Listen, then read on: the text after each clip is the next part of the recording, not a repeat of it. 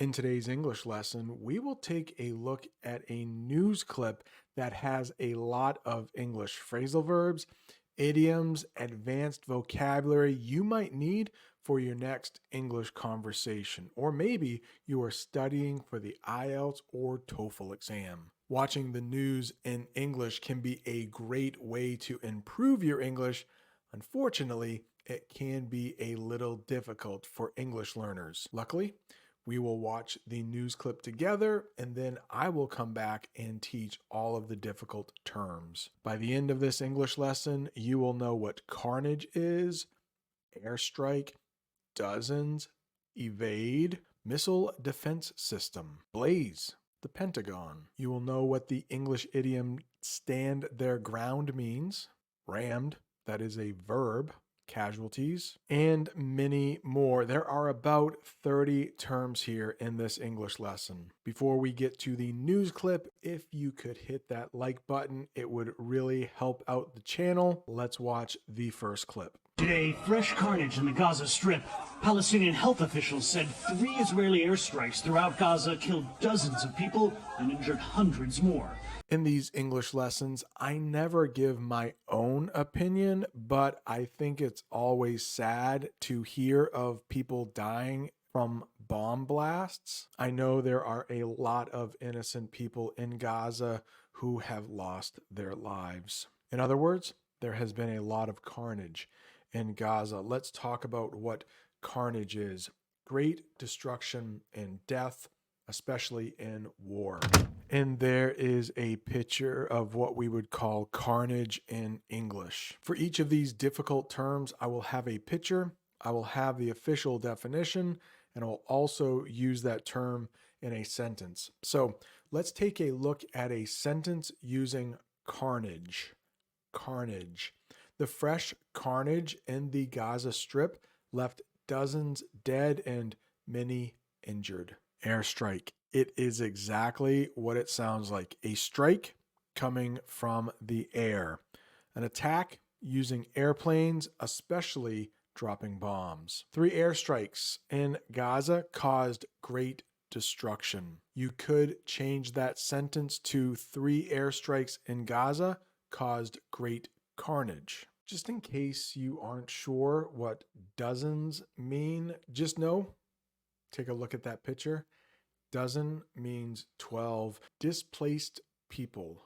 Displaced people.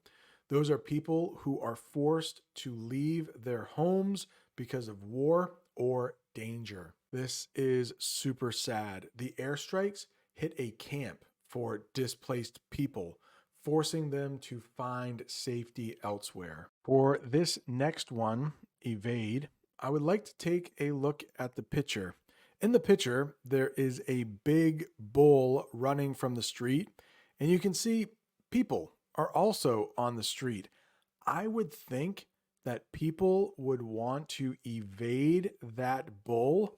Let's take a look at what evade means. It means to avoid or escape from something, especially in a skillful way. I don't think I would ever go to this event. In English, we call it the running of the bulls. I think I would be too scared. I'm not sure if I could evade these bulls. I think I might be too old and too slow. The drone strike by Hezbollah evaded Israel's defense systems. You might also hear evade the police.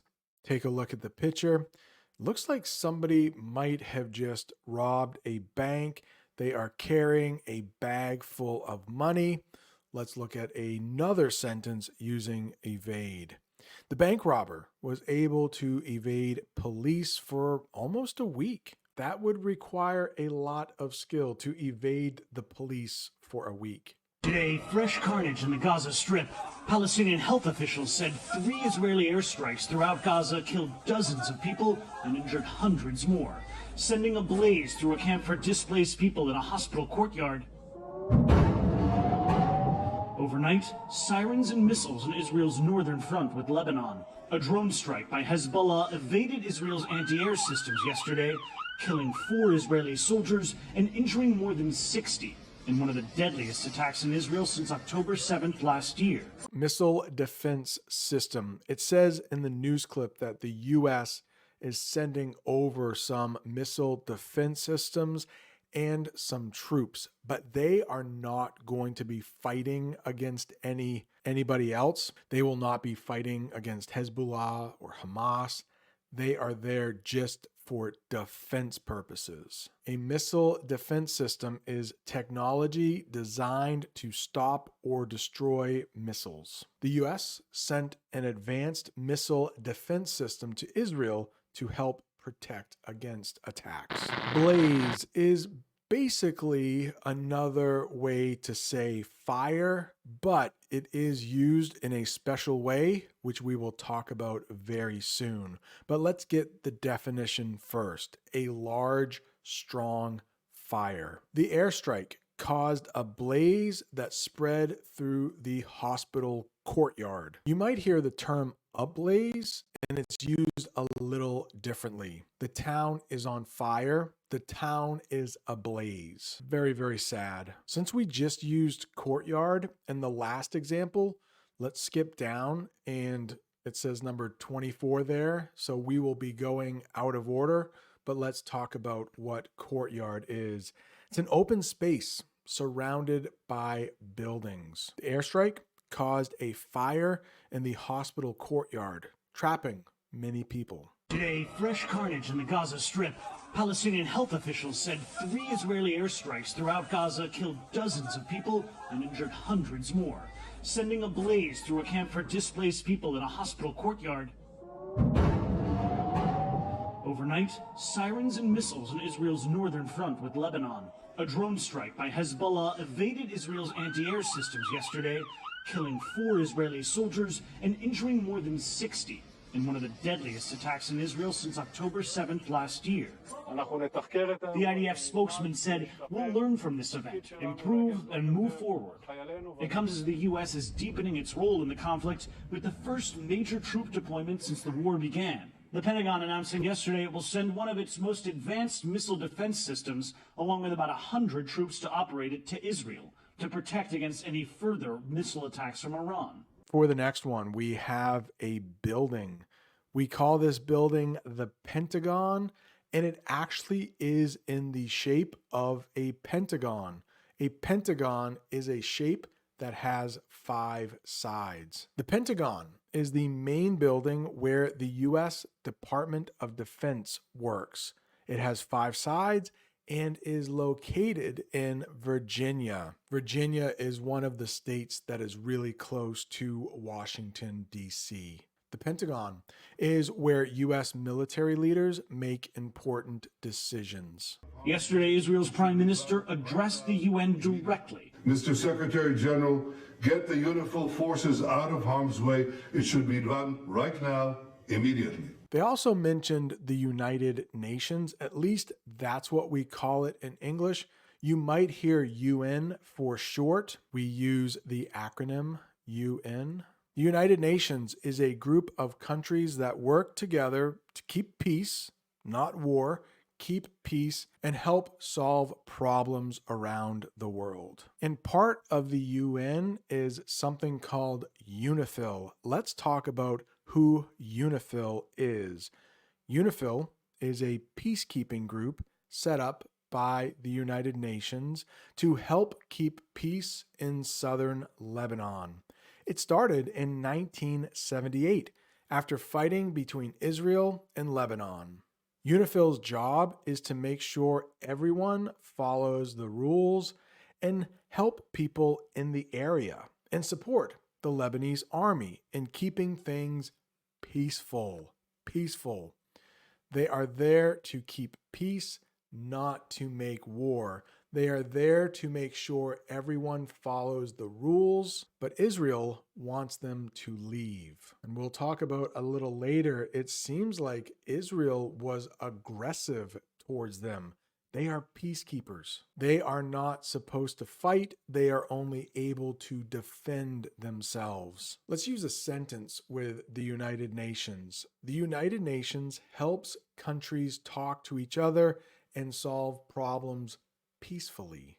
Meanwhile, peacekeepers in Lebanon now coming under Israeli fire. 2 Israeli tanks rammed a UN base in southern Lebanon after demanding last week the UN force, called UNIFIL, leave the border areas with Israel.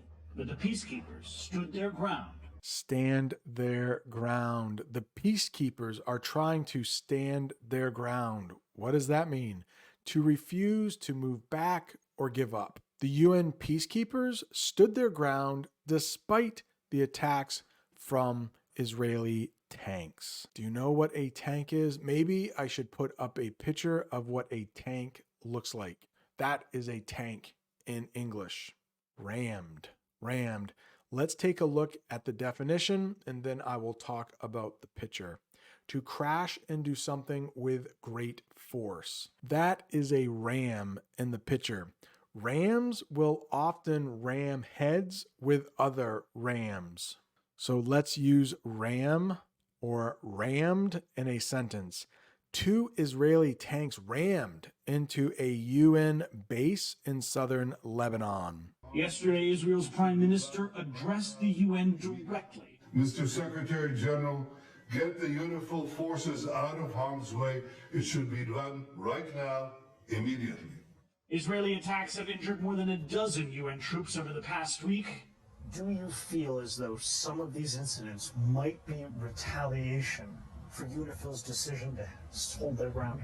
We were asked to leave from all these positions close to the blue line, and immediately after, a few days later, our peacekeepers and our positions were targeted, and targeted not because there was ongoing exchanges of fire. Turning keepers of peace into casualties of war. So many tough things to talk about in this English lesson.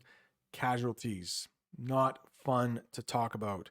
These are people who were killed or injured in a war or an accident. The attacks turned peacekeepers into casualties of the conflict. Luckily, I don't think any of the peacekeepers were killed, but they were injured, which makes them a casualty. Savannah, that spokesman said that the Israelis hadn't offered any specific warnings to those UNIFIL troops before they opened fire. And the Israelis have said they weren't deliberately targeting the peacekeepers, but they said that Hezbollah had been using them as human shields. Both sides, Hezbollah and Israel, are claiming that the other side is using human shields. A shield is something used for protection. Long time ago, knights in shining armor would use shields to protect themselves. But a human shield is people who are used to protect combatants by putting them in harm's way.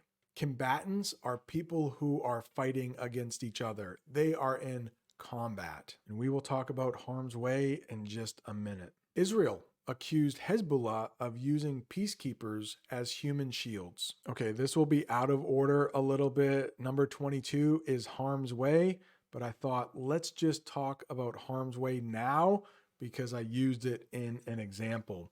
Harm's way means in a dangerous situation where you could get harmed or hurt. The Prime Minister asked the UN to remove their peacekeepers from harm's way. Mr. Secretary General, get the UNIFIL forces out of harm's way. I don't know why we say harm's way, but you might hear it sometimes when you watch the news. I feel so sad for all of the people around the world who are in harm's way. Retaliation. Retaliation is a noun. Retaliate is the verb that means pretty much the same thing. So let's talk about what the noun means. An action taken in return for an injury or offense. In other words, somebody does something bad to you, you want to do something bad right back to them.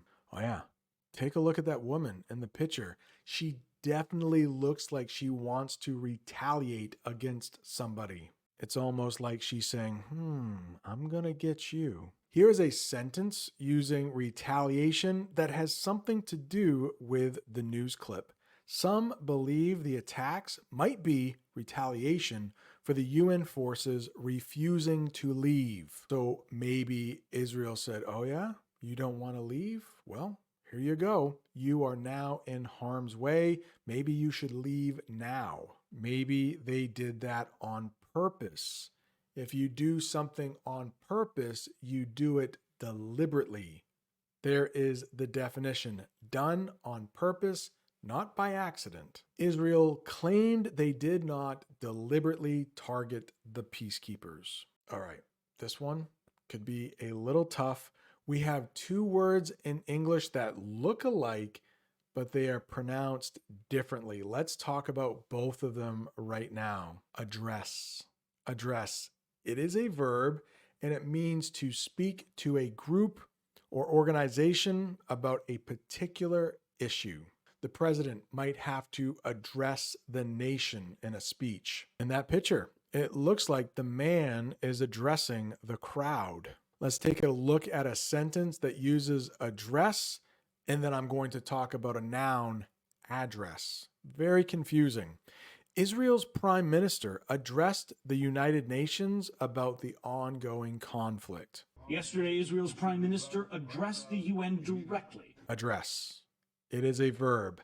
Address is a noun. You might find an address on an envelope. You might find the address to a website. I need to know your address so I can send you a letter. I asked AI to create an image of an address on an envelope. There is no telling what they wrote. I am convinced that AI does not know how to spell in English. I also asked it to create an example of a website address. Websites also have addresses in English. Injured. We've talked about this already when we talked about casualties. Just to make sure you know what injured means, it means hurt or harmed on your body. The airstrikes injured hundreds of people across Gaza. Deployed. This is not the first time on this channel that we have talked about deployed, so this might be review for you, or it might be brand new. But deployed means sent to a specific place for military action. It has a couple different meanings, but the way they used it in the news clip was exactly like that. The US has deployed troops to Israel to help with defense. Deployment is the noun form of the word. They will use it later on in the news clip. Targeted. Targeted. It is a verb. In the picture is a target. If you are practicing shooting, you might use a target, but targeted is a verb meaning aimed at or chosen as a goal of attack. UN positions were targeted by Israeli attacks in southern Lebanon. I've talked about Lebanon a couple times in this English lesson. Let me put up a map just so you know where in the world Lebanon is. Beirut is the capital of Lebanon, or at least that's the way we say it in English. Look at this. One of the most difficult words in English, because we have like 5 of them that kind of look like this. Throughout, though, through. So very difficult here, but let's talk about what the definition means. All the way through, from the beginning to the end. There were several airstrikes throughout Gaza that caused major damage or major carnage. Super, super sad. Palestinian health officials said 3 Israeli airstrikes throughout Gaza killed dozens of people and injured hundreds more, sending a blaze through a camp for displaced people in a hospital courtyard. Overnight, sirens and missiles in Israel's northern front with Lebanon. The front line. What is the front line? Well, it is the place where the fighting is happening in a war. There were sirens and missiles on Israel's northern front line with Lebanon. And in the picture, you can see that is a reporter on the front line of some conflict. Who knows? It could be Gaza. You might also hear frontline in other emergencies. You might also hear frontline workers. During an emergency, frontline workers are the first to respond. Overnight? Do you know this one? Is it pretty easy? It just means during the night. Some people might work the overnight shift. That means they work only at night, probably sleep during the day. The situation escalated overnight with increased missile strikes. Well, if you know overnight already, do you know overnight bag? That is a term we use in English. He only brought an overnight bag with him, not his whole suitcase, because it was a short trip.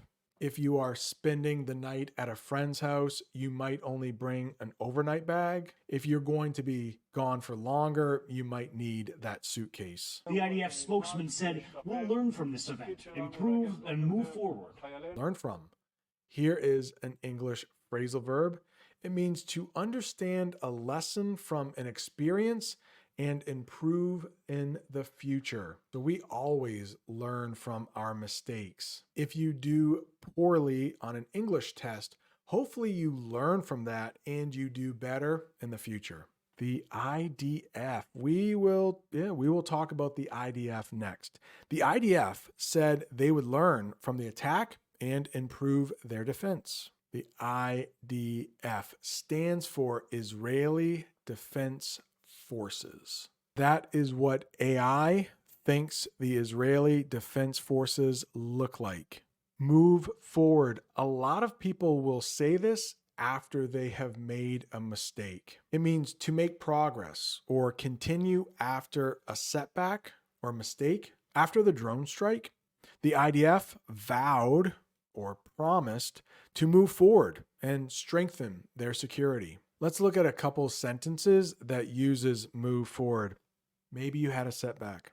You didn't do well on an English exam, but you are going to move forward and study even harder. Are you still watching this English lesson? If you are, great job. This is a tough one, and your English is getting better every second. Well, maybe every minute.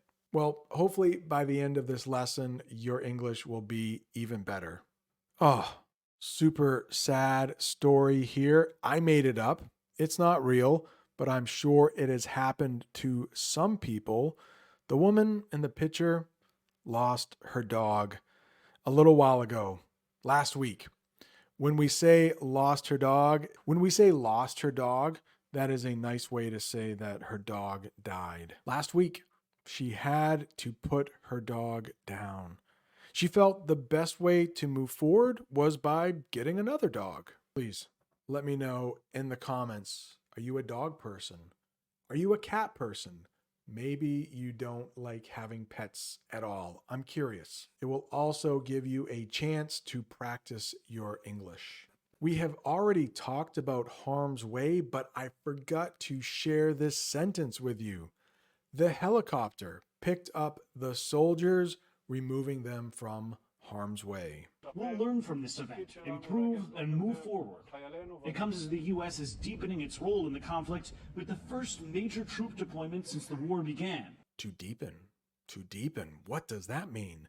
To become more involved in or make something stronger. The U.S. is deepening its role in the conflict by sending troops and equipment. Yeah, I don't often share my opinion, but I'm not really happy about this. It seems like this war in Israel and Lebanon seems like it's getting bigger every day. Let's use deepen in another sentence. Take a look at that picture. That couple looks like they are deeply in love. The more time the couple spent together, the more they felt their love deepen.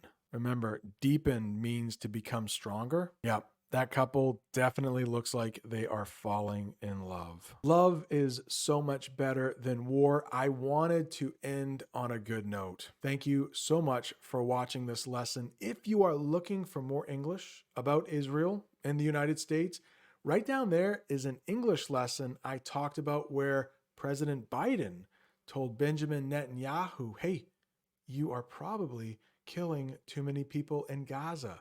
You need to chill. Thanks so much for watching. See you next time.